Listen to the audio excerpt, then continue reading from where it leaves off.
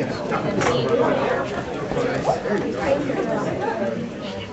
and gentlemen, if you have your attention, we just have a few brief remarks from State Senator Stutzman to start off this evening. I'm sure a lot of you have heard all the good news that's been going on today. It's been a long day of traveling the 3rd District of Indiana, and I know that's a change from what Marlin and Christy and the great kids that have been real troopers today and where they've been.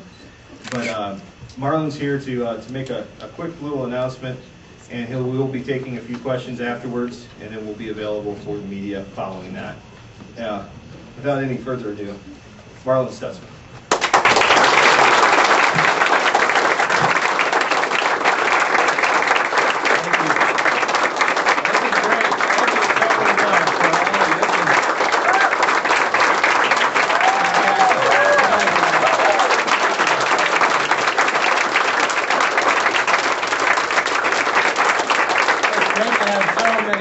Goodness gracious, this is amazing. So thank you to everybody for coming here. Wonderful, wonderful turnout. You've encouraged us already. And the boys asked on the way in, is this the last meeting? Yeah, you get to go to McDonald's tonight. The rewards are cheap at this age, I guess. But anyway, thank you for coming out, and to the press for coming as well. I want to read a statement that we have.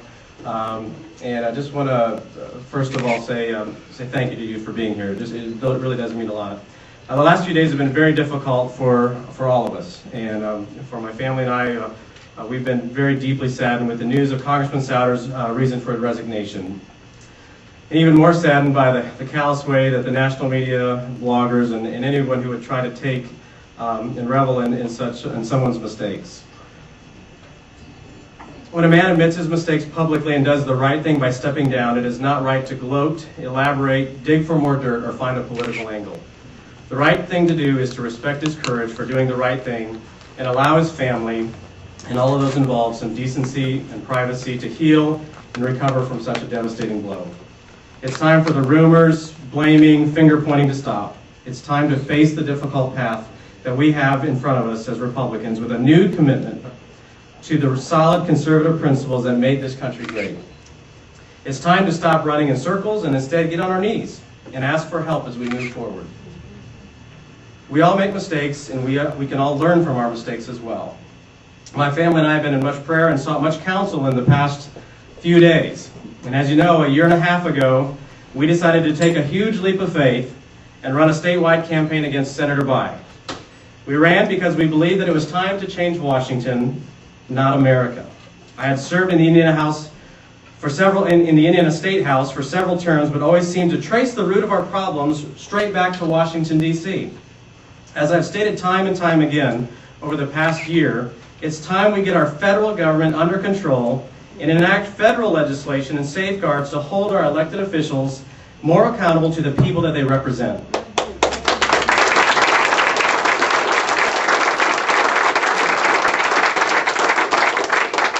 There's many ways to do this, but we must first elect representatives who will be a voice for the people and not for special interest groups or their own political ambitions. It has never been a goal of mine to be in politics. I'm a farmer, I'm a small business owner, and I love doing both of those and thought that's what I was doing a couple of days ago. Christy and I actually went over and bought flowers to plant in the garden. And but we're excited to raise our family in a small town right in Howe, right here in America, with the values and the beliefs that we hold, that were given to both of us, the opportunity to that, with the values and beliefs we both were given the opportunity to taught growing up. But all that changed on September 11th, 2001, when we sat holding our 3-week-old son Peyton and watched the terrorists attack us on 9/11. We decided then that we had to get more involved in our community and do whatever we could to make a difference to preserve our state and our nation. I have seen what a difference it can make to have the right people in office. It has been my honor to serve in both the State House and the State Senate under the leadership of Governor Daniels and Lieutenant Governor Becky Skillman. With much hard work with my colleagues, in spite of opposition and resistance from the other side, we have been able to put Indiana on the map when it comes to fiscal responsibility.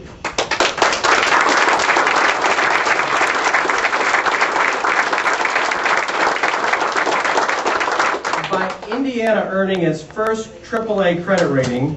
We've cut the size of state bureaucracies by more than 20%. We've paid back our debts to schools and local units of government. We have taken a $1 billion deficit that we had in 2005 and turned it into a balanced budget without a tax increase. And so I reject the idea that you have to spend your way out of a financial crisis.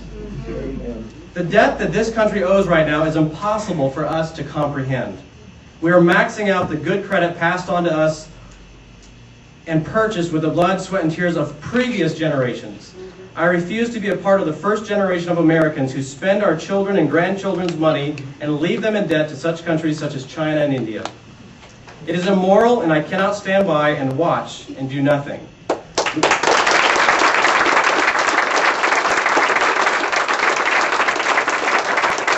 We must put a check on this Obama administration for the next 2 years and then replace it with a strong constitutional conservative administration in 2012.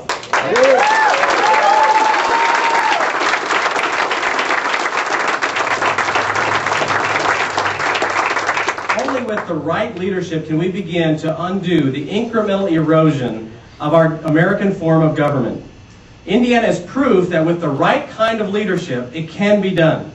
In spite of tough economic times, if we have the right people in office who will lead by finding innovative ways of solving problems and getting government out of the way, and people who will listen to the voters and be open to new ideas, we can solve these problems as Americans. We can build a brighter future for our children and for our grandchildren. That is why today I'm announcing my bid for the United States House of Representatives here in the 3rd Congressional District in Indiana.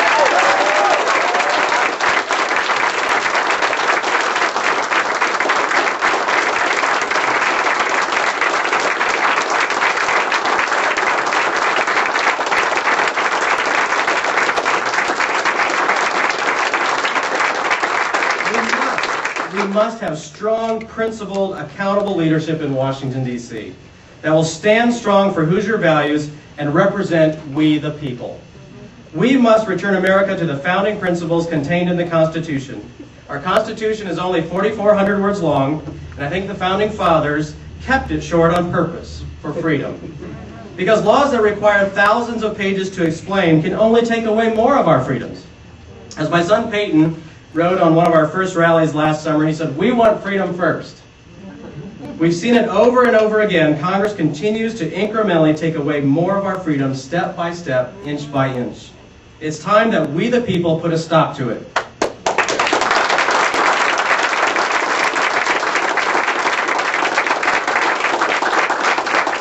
It's time to send authentic representatives to Washington who understand and have experience in small business, sound economic principles, the free market, and solid traditional family values that made this country great. It will not be easy. We have a Democrat opponent that has already been working hard to win this seat in the fall.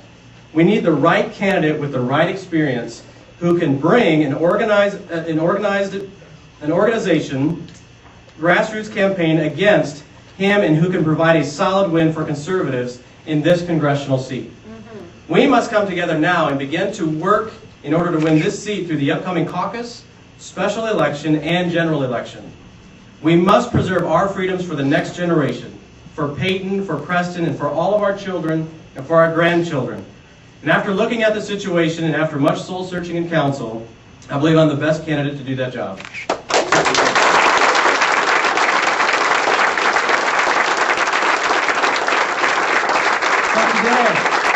Today I'm asking you to unite behind the timeless banner of the constitutional conservative ideals that we hold so dear. Thank you very much. God continue to bless this great state of Indiana. May God bless America. Thank you for being here.